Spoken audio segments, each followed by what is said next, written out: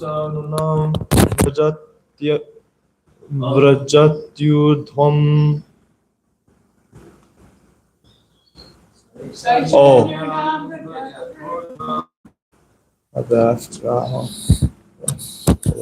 before I guess. Om Namo Bhagavate Vasudevaya. Om Namo Bhagavate Vasudevaya. Om Namo Bhagavate Vasudevaya. Narayanam Namaskritya Naram Chaiva Narottamam Devam Saraswatim Vyasam Tato Jayatirayat Nasaprayasva Bhadrishu Nityam Bhagavata Sevaya Bhagavatyotam Shloke Bhakti Bhavati Naistaki. Okay, now let's start. Saishananam Vrajatyurdham Anuvanyam Patim Sati Pasyatasman Atityarchir Durvibhavyena Karmana Saishanunam Vrajatyurdham Anuvanyam Patim Sati Pasyatasman Atityarchir Durvibhavyena Karmana Saishanunam Vrajatyurdhvam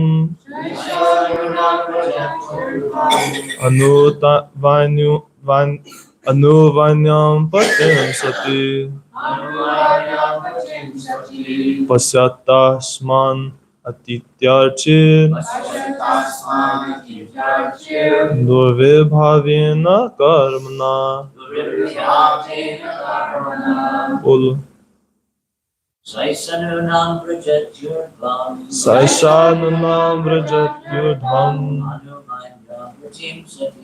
Anuvanyam Patim Sati Pasyatasman Atityarchir Durvibhavyena Karmana. Saishanunam Vrajatyurdhvam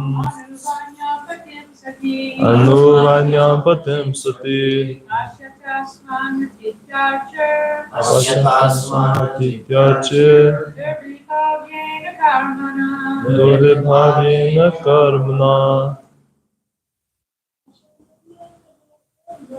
Saisanunam Vrajatyurdhvam Anuvanyam Patim Sati Pasyatasman Atityarchir Durvibhavyena Karmana. Anybody else? Okay, word for word. Sa, she. Esha, this. Nunam, certainly. Vrajati, going. Urdhvam, upward. Anu, following. Vanyam, the son of Vena. Patim, husband. Sati, chase. Pashyata, just see. Asman, us. Atitya, overpassing. Archi, of the name Urchi. Durvibhavyena, by inconceivable. Karmana activities. Alright. Translation and purport by His Divine Grace, A.C. Bhaktivedanta Swami Prabhupada. The wives of the demigods continued. Just see how this chaste lady, Urchi, by dint of her inconceivable pious activities, is still following her husband upward as far as we can see. Please repeat. The wives of the demigods continued. The wives of the demigods continue. Just see how this chaste lady, Just see how this chaste lady, Urchi, Archie, by dint of her inconceivable pious activities, by dint of her inconceivable pious activities, is still following her husband upward is still following her husband upward, as far as we can see. as far as we can see. Alright, purport.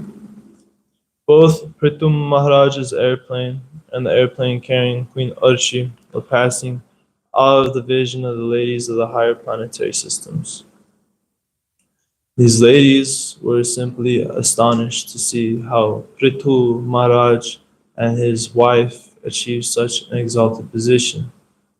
Although they were the wives of the denizens of the higher planetary system, and Prithu Maharaj was an inhabitant of an inferior planetary system, the earth, the king, along with his wife, passed beyond the realms of the demigods and went upward to Vaikuntha Loka.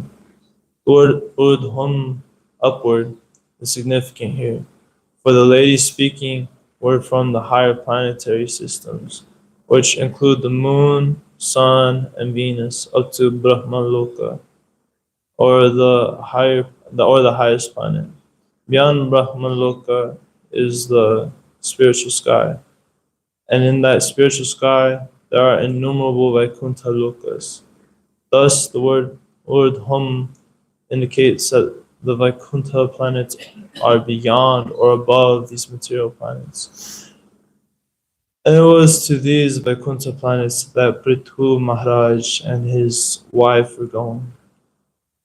This also indicates that when Prithu Maharaj and his wife Urchi abandoned their material bodies in the material fire, they immediately developed their spiritual bodies and entered into the spiritual airplanes, which could penetrate the material elements and reach the spiritual sky. Since they were carried by two separate airplanes, it may be concluded that even after being burned in the funeral pyre, they remained separate, individual persons. In other words, they never lost their identity or became void as imagined by the impersonalists. The ladies in the higher planetary systems were capable of seeing both downward and upward. When they looked down, they could see that the body of Prithu Maharaj was being burnt and that his wife, Urchi, was entering into the fire. And when they looked upward, they could see how they were being carried in two airplanes to the Vaikuntha Lokas. All of this is possible simply by Durvibhavinyana Karmana, inconceivable activity. Prithu Maharaj was a pure devotee, and his wife, Queen Urchi, simply followed her husband. Thus, they can both be considered pure devotees, and thus they are capable of performing inconceivable activities. Such activities are not possible for ordinary men.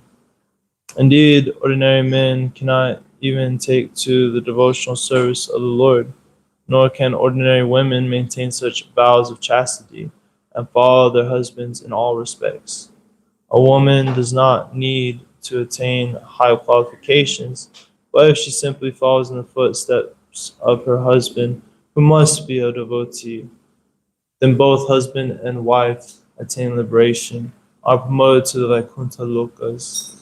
This is evinced by the inconceivable activities of Maharaj Prithu and his wife. Om Jnana Tamarandhasya Gnanjana Salakaya Chakshu Ummilitam Yena Tasmai Sri Gurave Namah Sri Chaitanya Manobhishtam Sthapitam Yena Bhutale Swayam Rupa Gadhamayam Dadhati Swaparantikam He Krishna Karuna Sindho Dinabhando Jagapate Gopasya Gopaka Kanta Raha Kanta Namaste Tatta Kanchana Gourangi Radhe Vrindavaneshwari Vishmano Sudrevi Pranamami Hare Priya Mancha Kalpataru Vyasa Kripa Sindhuvya Evasha Patitanam Bhavanevyo Vaishnavevyo Namo Namah Namo Om Vishnu Padaya Krishna Pristhaya Bhutale Srimati Bhaktivedanta Swami Niti Namane Namaste Saraswati Devi Gauravani Pracharine Nirvishesha Shunyavari Pasa Teresa Tarine Jai Sri Krishna Chaitanya Prabhu Nityananda Sri Advaita Gadadhar Srivasadi Gaur Bhaktavinda Hare Krishna Krishna Krishna Hare Hare Hare Rama Rama Rama Hare Hare. All right, so as we just went over yesterday, after the pyre was built for Maharaj Prithu, Queen Archie had decided through Sati to enter into the fire to follow her husband. And as she was leaving, the demigods started to kind of like glorify her as they're watching her leave with Maharaj Prithu. So this isn't so much of a common practice anymore, especially because at one point in time, women were forced to be put in sati. But back in the time, many women did this to follow their husband because they followed their husband so much. This was part of their service as a wife, part of their service to Krishna, part of their service to their husband. So within today's talk, we're going to hone in on more things focused in on the purport. So one of the main things towards the middle that was brought up was, as it was stated, since they were carried by two separate airplanes, it may be concluded that even after being burned in the funeral pyre, they remained separate individual persons. In other words, they never lost their identity or became void, as imagined by the impersonalists. So a lot of people have this conception of after death, if there is an afterlife or anything, then we're merged into this one consciousness or being. A lot of people think of this in even just modern day spirituality. It's a really common thing that came about. But why does this appeal to so many people? Oftentimes people, through their personal experiences interacting with one another, they end up having pain from other people. They end up with different traumas, or they just don't get along with people in general. There's something that they suffered among people. And this is commonly one of the biggest reasons why people believe that we just merge in. Another thing is oftentimes people think God is everything and everyone. And in one sense this is true, but in another sense this is not. Achintya Veda Veda Tattva, or inconceivably one and different with God. But a lot of people don't have this philosophy or this idea of one and different. So oftentimes people will be either thinking, okay, there's God, and we're just low class, and when we die, maybe we just disappear. Who knows? Maybe we go to Him, or maybe we are God, and we just merge into Him. And the latter is the one that, when I talk to people or I come across people, they have this conception. Um, and Prabhupada often mentions this is the last thing, in one sense, the last stage in our spiritual progression that hinders us from full, pure devotional service, from pure realization of God, as we start to think that we're God. It's a common thing because when we came to this material world, we wanted to be God practically. We wanted to be the ultimate controllers. We wanted to be this and that. So how great does it sound that once I realize it, that I'm God, I could play God. I just forgot. You forgot too. You and I are the same, and we're both God, but we forgot. And then once we realize, we'll be God again, and we can do whatever we want. But it doesn't make any sense, because, okay, why would we come to the material world to suffer? Why would anybody want to go through these things that we go through on a constant? And not only that, but how come we forget that? Why would we forget it? If we're God, all cognizant, all knowing, how could we ever forget that we are God? How could Maya defeat God? Why would we put ourselves under that kind of illusion and pain? So it doesn't make any sense in that aspect.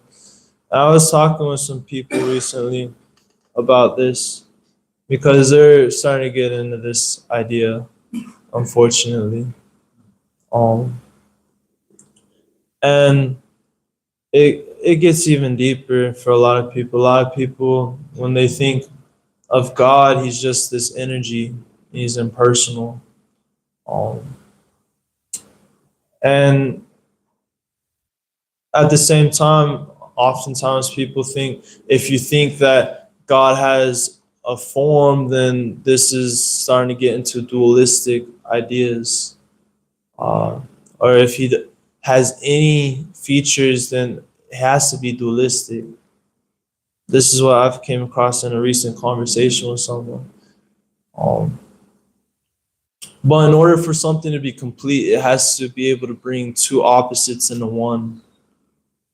This is taking away the dualism. So God is both personal and impersonal at the same time. There's the Brahman, and then there's Parabrahman. There's female and male. There's big and small. God is all of these things into one in an inconceivable way that we can't comprehend. So oftentimes we try to limit God. He either has to be a person or he has to be impersonal. Now, if He's a person, that means that He's going to be expecting things from me, and I don't really want to do things that I'm not wanting to do. I want to be able to be in control. I want to be able to do whatever I want. So if He's impersonal, then I get to do what I want. And this is a big problem.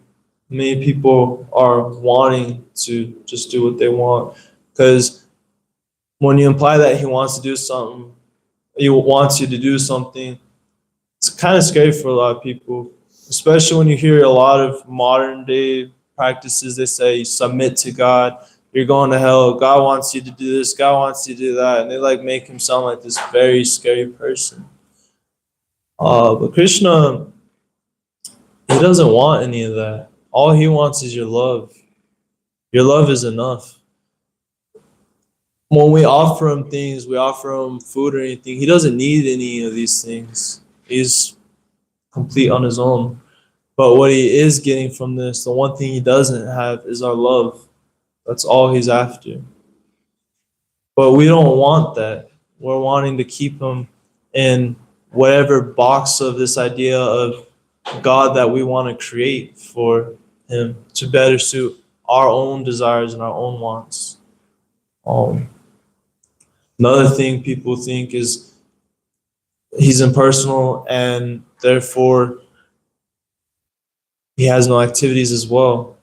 Well, for God to be complete, as I said, he has to be personal as well. How could you have your own personality in your own form and God not have that? If that's so, that's not complete. And if so, you're starting to get dualistic again, because now you're saying that there's impersonal and here's personal. There's formless and then here's form. It's starting to get more of this dualistic idea once again.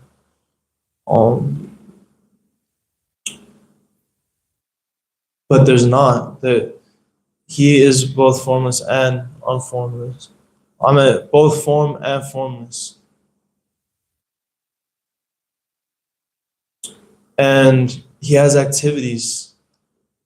There's activities to this being. Because if there's just nothingness, there's this voidness, then where would the activities be? Why would God even create the material world in this sense if there wasn't this want for activity? That's another thing that doesn't make sense. If there's no activities, why would God create the material world where there are activities? So there has to be activities within God as well. God has his own activities. Oftentimes this isn't known to everybody. And oftentimes some people think that God is just overseeing everything, or he's just all pervading, ever watching everything. And yeah, that's true, but God is also doing his own thing. There's this one story I heard about, I want to say it was a professor or something of the sort. And he went to India and he was going through all these different temples. After visiting all of them, he concluded that Krishna must be God. And the way he concluded this was Lord Shiva's in meditation, Goddess Durga, she got all her weapons and all that. Meanwhile, Krishna got the flute. So you got these other entities doing, they're having to like fight, or they have to meditate and things like this, where Krishna, he's just playing. He gets to do what he wants because he's God. God should be carefree. He doesn't have to do anything. There's no need for God to do anything. But he has his own activities. And we have those activities with God because we're part and parcel. So just as he has activities, we have activities. And our activities are interconnected to be in activities with him. Because we're eternal loving servants of Krishna, of God.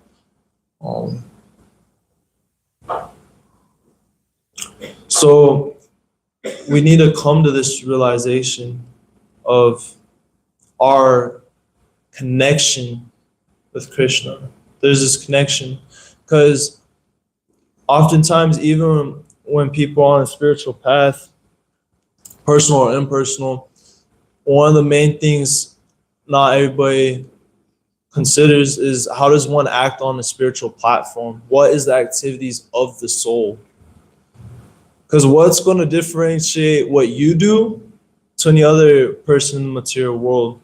You're eating, you're sleeping, you got a job, you're doing all these things. Besides just having prayer for like this small period of time and all that, what really differentiates what you do with what they do? What's the difference between these material activities and the spiritual activities?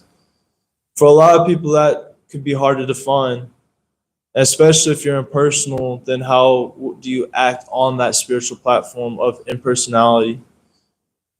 So within our line, we've been taught that since we're parts and parcels of Krishna's and eternal loving servants of Krishna's, then our constitutional position, our sanatana dharma, is to serve Krishna out of love. We're eternally servants. That is the dharma of the entity.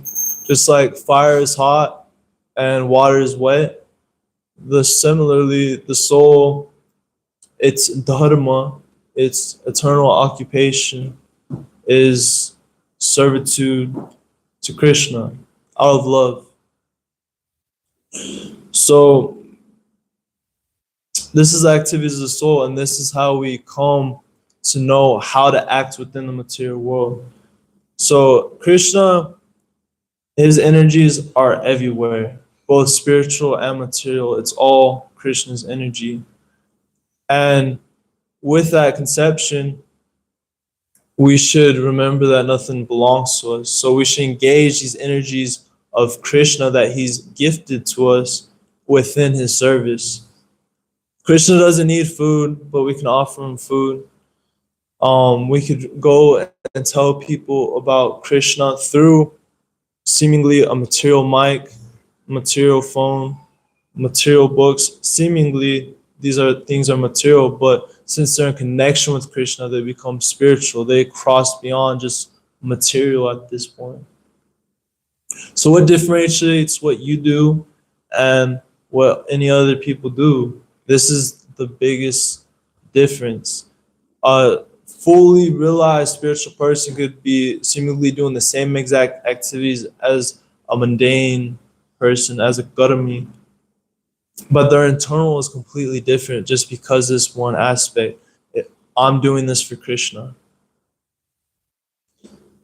So later on in here, we start to also hear about how Archie also attained going to Vaikuntha because she followed a pure devotee. Prabhupada has also given a definition of a pure devotee as someone who follows the instructions of a pure devotee. If you follow the instructions of a pure devotee, you're a pure devotee, because you're not concocting anything, you're not doing any of these other things, you're following a pure devotee who is following another pure devotee, which ultimately goes up to the instructions of Krishna. So we should be aware of who we choose to follow. If you want to be cheated, you'll be cheated. But if you are sincere and you want to know Krishna, you want to go on the spiritual path, then Krishna will give you every facility you need to know him. So we should be aware of who we choose to follow. There's some people up with these spiritual, they'll concoct something like off the wall things, and they may sound great. Oh, if you chant this, you could get this in your life. If you do this, you'll get that. And we start to get into like a mundane pseudo spirituality. There's so many cheaters out here. It's Kali Yuga. So luckily, Prabhupada has gifted us ISKCON, and through him we can connect with the parampara, the tradition that has been passed down from teacher to student, always starting from Krishna since the beginning of this creation and before this universe. There's been going on in several different universes, this parampara system. So we've been gifted this. We're given the opportunity to hear about who Krishna is, what Krishna does, who we are. We get to learn all these deep, intricate things of the science of self-realization. We get to learn on a deeper level about this because these things are unadulterated. As soon as one starts to add or subtract things within a practice, then it's something completely different. It's not in line. It's not the same. But in the parampara system, we simply are like parrots. We listen and we repeat. Don't concoct anything. You listen and repeat. So through this process, we have so many um so many great literatures from people of the past that are giving us this information, and we have our own personal guru guiding us that came from this system. And so in this line, we're following pure devotees. Um, Even if a person might not be a Nitya Siddha, this isn't a disqualification. As long as they're following directly and purely the Brahmana system, um, then they're a pure devotee. And one who follows them will be rightly guided, and they'll be able to attain just like they did and go to Vaikuntha Loka, or ultimately what we're all after, Krishna Prema.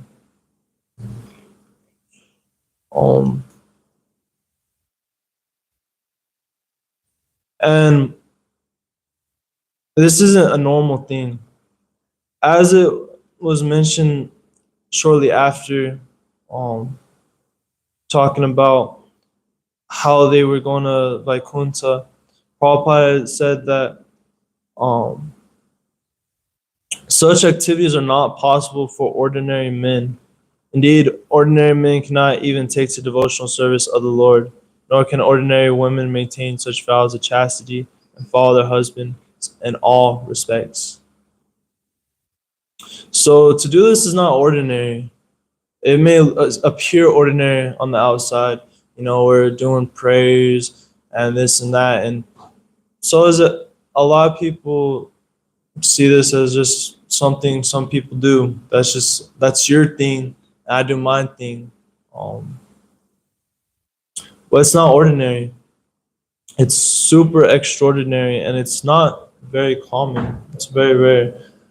Out of many thousands among men, one may endeavor for perfection. Out of thousands among those men who have achieved perfection, hardly one knows me in truth. Krishna says this in the Bhagavad Gita. So there are so many people in life that aren't even endeavoring. And all those who even endeavor, very few make perfection. It's very difficult. If you're going on this impersonal path, it's even more difficult. So I saved this part open for part of chapter 12 of the Bhagavad Gita, where Arjuna asked Krishna about this kind of thing. So, chapter 12, text 1, Arjuna inquired, which are considered to be more perfect, those who are always properly engaged in your devotional service, or those who worship the impersonal Brahman, the unmanifest? The Supreme Personality of God, it said, those who fix their minds on my personal form and are always engaged in worshiping me with great and transcendental faith are considered by me to be most perfect. But those who fully worship the unmanifest, that which lies beyond the perception of the senses, the all-pervading, inconceivable, unchanging, fixed, and immovable, the impersonal conception of the absolute truth, by controlling the various senses and being equally disposed to everyone, such persons engaged in the welfare of all at last achieve me. For those whose minds are attached to the unmanifest and personal feature of the supreme advancement is very troublesome. To make progress in that discipline is always difficult for those who are embodied. For those who worship me, giving all their activities unto me, and being devoted to me without deviation, engaged in devotional service, and always meditating upon me, having fixed their minds upon me, O son of Pritha, for them I'm the swift deliverer from the ocean of birth and death. So we can see even Krishna himself is saying that to go on the personal route is very difficult.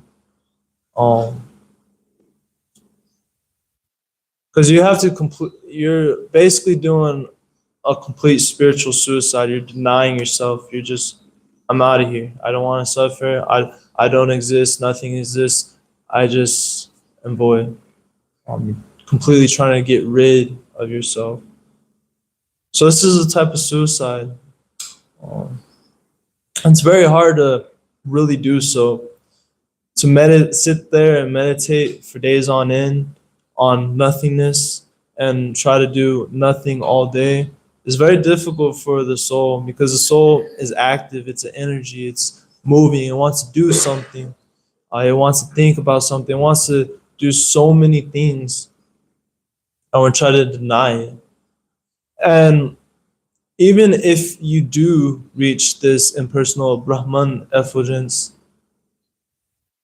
eventually you come back down to the material world. You could go up to the Brahman effulgence and you can stay there for a long time. You finally get this shanti, this peace, you're existing. But ultimately, all you've really, out of Krishna's Satchitananda, eternality, knowledge, and bliss, all you've perceived about yourself and Krishna is the eternality part. So you're there, you're just existing, but eventually you're going to want to do activities because the soul is active, and you're going to want to experience a type of bliss, but you're not experiencing this. So you could be there for a long period of time, but eventually you come back down to the material world till you focus on Krishna again. As he said, at last achieve me. These people at last achieve me. So you could go the long way and you'll still get there, or you could go the quick, easy way where Krishna says that he'll swiftly deliver people from the ocean of birth and death.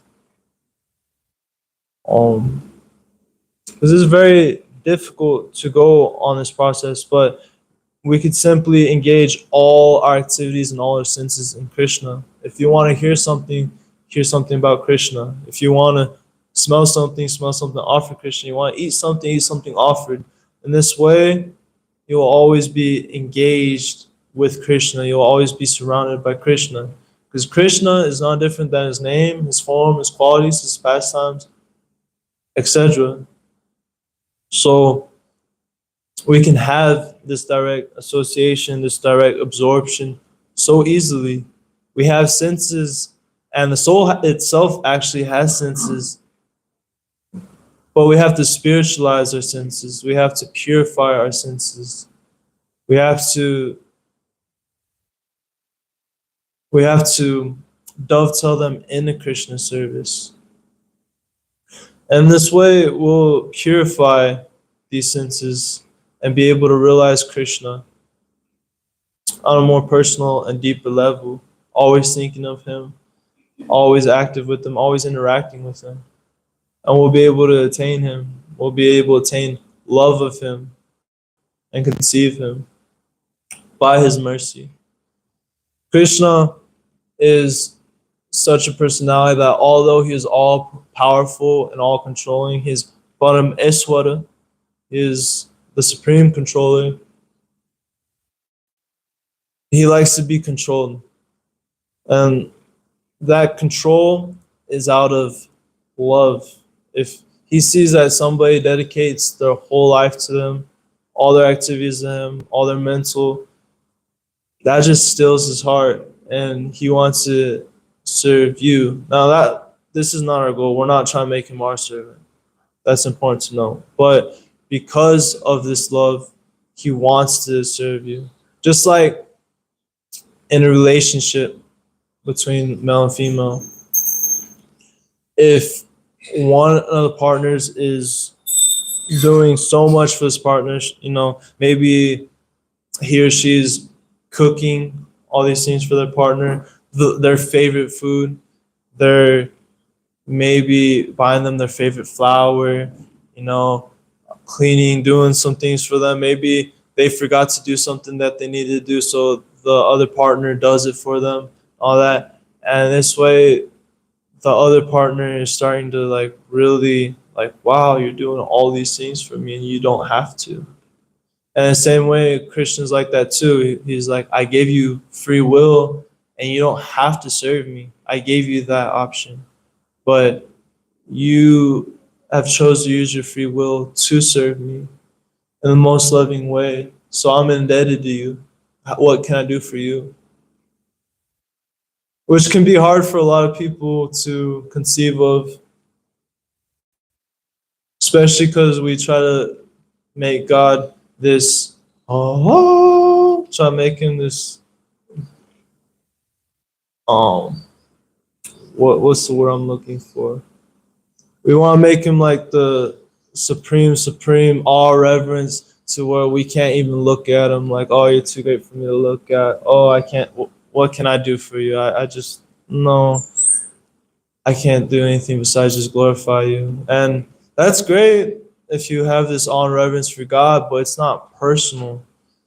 Just like, uh, just like a friend or a boss or anything, if you just start, I should say more with a friend. With like a friend, if you start treating them like a boss, you're just like, hey, Mr. So-and-so, and you're like very formal and all that, then that loving taste, that loving mood starts to dissipate. It starts to not really be there. It's not so enjoyable anymore. Because now you're going from this personal friendship of, maybe we have nicknames for each other and we give each other these big hugs and we joke around with each other about some things, to just being like, oh, hello there, Mr. So-and-so, this and that. So you start to lose this personal loving affair.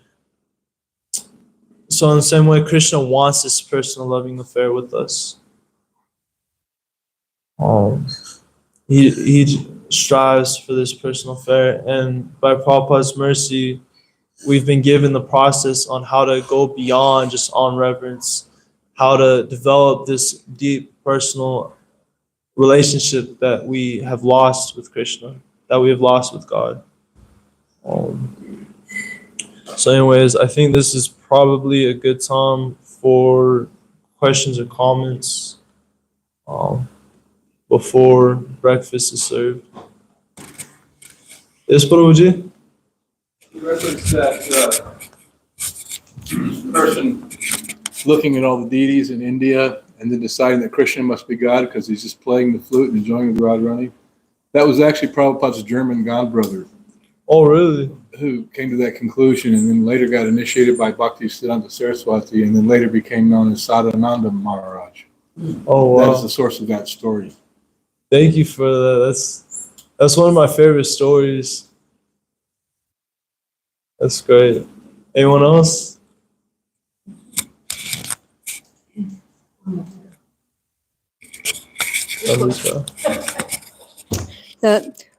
I'm noticing at Krishna's home, because we have, devotees there, because you were talking about, practicing and hearing and chanting and just practicing Krishna consciousness. It just shows how important it is when you're young and able to really take to this process, because when there's certain health challenges that come about, you can still feel that devotion, and they're still so eager to do devotional service, at Krishna's home in so many ways, eager to read. We have a microphone and everything to read Bhagavad Gita and everything. So just seeing that point, how important it is that we take to it very seriously when we're able, because it stays in our heart. And so I don't know if you want to elaborate on that. No, I think this is a very good point. And that's why we should start from as early of an age as we can, as soon as possible. Because especially it's mentioned at the time of death, everything starts to be really painful, and it's really hard to think about Krishna in these certain cases. And I mean, even personally, if I just get like real sick and I start hurting, I have a hard time wanting to do any service or think about Krishna or anything like that. I just am like, oh, poor me. So it's great if we could start on this right away, because as we do it, it slowly starts to become more and more ingrained within our mind and our activities. It becomes second nature. I mean, maybe for those of you who weren't born devotees or anything like this and you weren't surrounded by it, maybe at one point you started to notice, for example, like when you started to have more devotional dreams, you start dreaming about devotees or doing devotional service within your dream. And you're like, wow, I'm like starting to remember Krishna and his service even in my sleep. So we should take up this process as soon as possible because nothing is promised at the next moment. You could be perfectly fine one moment and then something happen, and unfortunately it's more difficult to do these things. So I think that's a great point that you brought up, Mataji. It's inspiring to hear about that enthusiasm. Matri Prabhu? I have a confession to make. Okay. You were talking about if somebody wants to be cheated, they'll get a cheating guru, I guess you were saying, or whatever the path they'll take. Yeah. And I've found that as the years have gone by, even though I've taken up a personal path of God, I realized how these impersonal tendencies are deeply ingrained to want to compete with Krishna, and we can dress ourselves up as devotees, but we can still be maintaining this attachment to trying to be Krishna, but we just do it and, I want to be a guru, or I want to be a recognized devotee. And I found that it's very dangerous to not really beg for mercy because those tendencies to want to be egocentric, to be the guy, they can really because it's a weed in the heart and it looks like devotional service. Lord Chaitanya talks about these pratishta, desire for fame and adoration, distinction. It may look like devotional service because someone is performing externally the activities of devotional service, but internally they're maintaining, or I'm maintaining, this desire to be the center. So anyways, I thought when you said, if you want to be cheated, Krishna will send you a cheater, but even in the association, if we don't very carefully pull out the weeds, we can manifest these impersonalist tendencies. So, I Hare have a Krishna. confession too. I go through that quite often as well. That's a hard one. Is there anybody else? Alright, I think this is a good place to stop then. Grantara Srimad Bhagavatam ki